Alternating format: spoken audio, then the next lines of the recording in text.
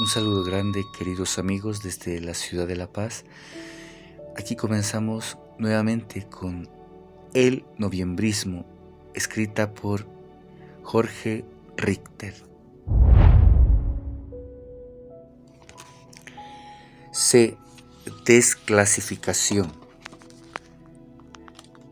Si 1985 marca el año de inicio de la nueva configuración del campo político boliviano, enero de 2000 muestra el fin de un ciclo político que hizo eclosión definitiva en octubre de 2003.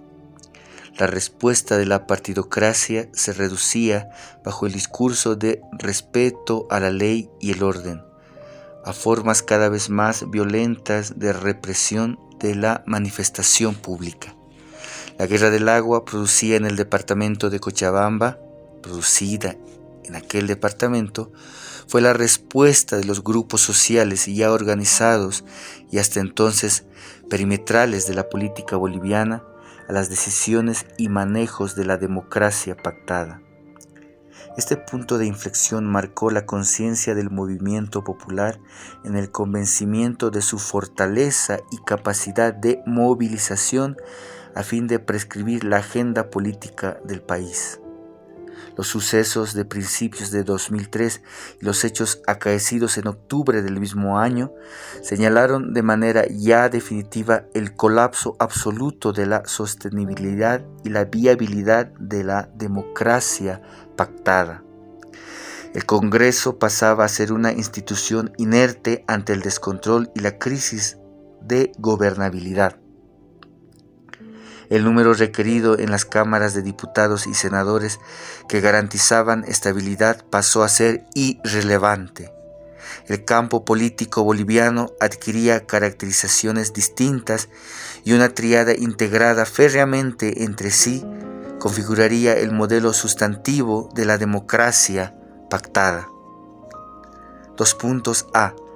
Gobernabilidad con base en la movilización popular como forma de peticionar el poder, ejercer ciudadanía y obtener respaldo gubernamental.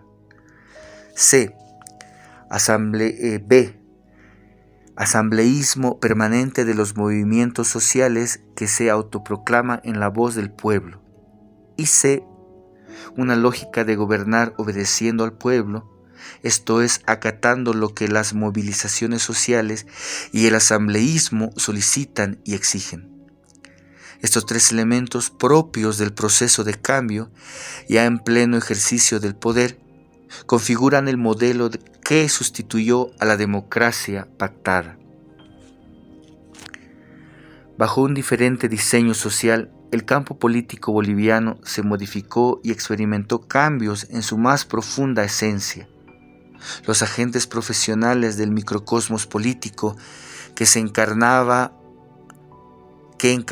la partidocracia se transformaron en profanos hasta ser reducidos a espectadores del poder, situados en los contornos de este.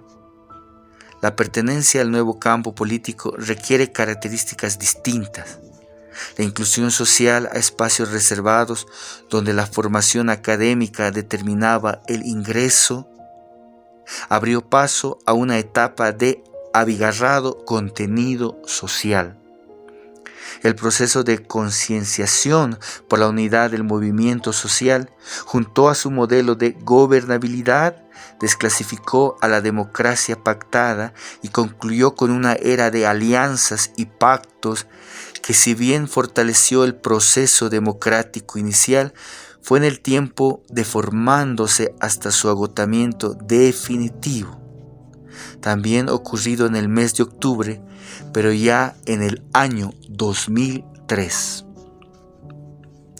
En suma, 1982 restablece una democracia que se había interrumpido en 1964, demasiados años para preservar las mismas características del campo político de entonces. Inequívocamente, el modelo político de alianzas y pactos emerge en 1985. El Pacto por la Democracia inauguró una forma de gobernabilidad apuntalada desde el poder legislativo. Ello no fue óbice para profundizar un sistema presidencialista fuertemente apoyado en la figura del caudillo. Múltiples e impensadas alianzas político-partidarias, una obsesión indisimulada por administrar el Estado y el mantenimiento cerrado del campo político y sus esferas de poder terminaron por quebrantar un diseño que se tornó profundamente excluyente y conservador. En conceptos que propone Bourdieu, la desclasificación en el microcosmos político ocurre cuando quienes formaban parte del mismo dejan de pertenecer a él. Esto sucede porque los cambios de paradigmas, entre comillas, a los que referencia Kuhn, muestran que nuevos agentes han ingresado al campo. Desconocidos agentes son los que se instalan en 2006. Nuevos agentes son los movimientos sociales organizados, movilizados y con una estrategia de poder precisa. La democracia pactada fue entonces desclasificada. Subtítulo: La sucesión no constitucional. Noviembre es un mes que en la historia de Bolivia se encarga de recordarnos que nuestras convicciones democráticas tienen una dimensión apenas mediana, que cíclicamente esas encendidas defensas por la democracia y la libertad son mayormente palabras vacías de confianza ante el solo hecho de un cambio en las circunstancias de poder que de pronto nos revelan favorables. Fue en noviembre del año 79 cuando la irracionalidad política se apoderó de ciertos militares y políticos de tradición del MNR y el MNRI, desatando el primero de aquel mes una aventura de 16 días que dejó al país familias tocadas por el drama de aquellos 100 muertos y medio centenar de heridos. Noviembre nuevamente mostró la sangre de los bolivianos y esa inexplicable y obsesiva tarea por destruir el sistema democrático. El desvarío también alcanzó a quienes justificaron el golpe, arguyendo intenciones prorroguistas del presidente interino Walter Guevara Arce. Es cierto que Guevara propuso un interinato de 2 años, señalando razones de tiempo para atender la crisis económica del país. No obstante, el Parlamento de entonces fue taxativo. Solo 1 año con la única tarea de convocar y administrar el proceso electoral. La locura de Natush Bush no tuvo vida larga. Se atrevió a mucho en la represión, diríamos que no tuvo pausa, pero mantuvo cierto respeto con el Congreso Nacional. Allí los parlamentarios de aquel memorable poder legislativo negociaron de forma intransigente, desechando una y otra vez la pretensión militarista de Natush Bush de un gobierno civil-militar. Existió en aquellas horas una plena conciencia institucionalista y un espíritu inalterable ante la presión y la intimidación militar. La salida solo podía constituirse en democrática, y así fue. A las 7 de la noche de aquel 16 de noviembre, cuando la tarde ya se apagaba en el hemiciclo mayor de la legislatura boliviana, Lidia Gayler le juraba a Bolivia toda que como presidenta interina conduciría al país hacia la recuperación de la institucionalidad democrática.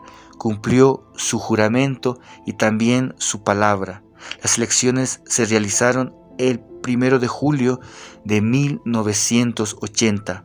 Fue una contienda electoral limpia donde la presidenta veló por el necesario equilibrio y la transparencia plena de unos comicios que enaltecen su aporte y la inscriben como una demócrata absoluta.